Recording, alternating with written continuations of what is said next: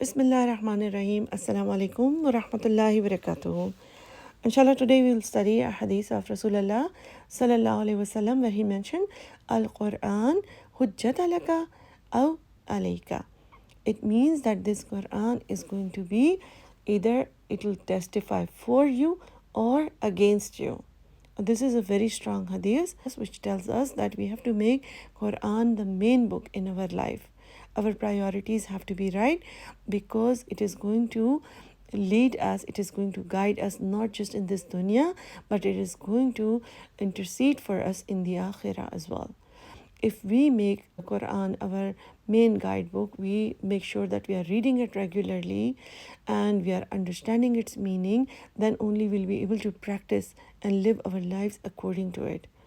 This can only happen if we are making sure that we are not too busy to attend the classes which explain the meanings of Quran, and also make sure that we read it regularly. We don't make it only part of our Ramadan that we have read it, or just read it once in our life or once in our year. We have to make sure that we are regularly reading it. That's why Allah subhanahu wa ta'ala also called Quran zikr, which means remembrance. We have to constantly stay in touch with it. And that can only happen if we allot some time from every day of our life to study it, to read it, to understand it.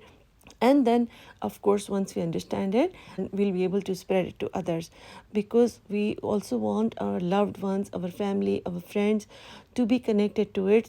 Just like when we are serious about reaching a destination in this dunya, what do? We put the address in a GPS. We don't just say, okay, I'll find it. If I find it, I'll go. If I don't find it, it's okay. When we are serious about reaching somewhere and we don't want to be late, we use the GPS so it can reroute when we go wrong a little bit even. So that is the role of Quran. In this dunya also, it tells us the right things to do and to the things that we have to avoid. And in the same way, once we've lived our life according to Quran, it will not only testify for us in the akhirah, but also in the life in barzakh, when we will be in the grave.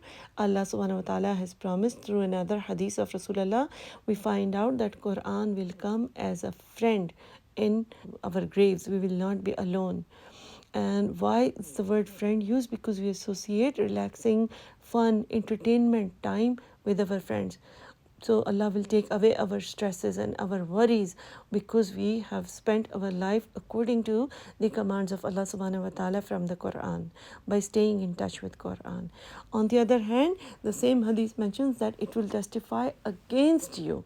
So there is no neutral path. It seems like if we don't live our life according to Quran, if we do not read it regularly, if we don't study it, if we don't understand its meanings, then it's going to complain to Allah subhanahu wa ta'ala that this person, he had the opportunity, he had the Quran, he had the places where he could understand the meaning, but he ignored me.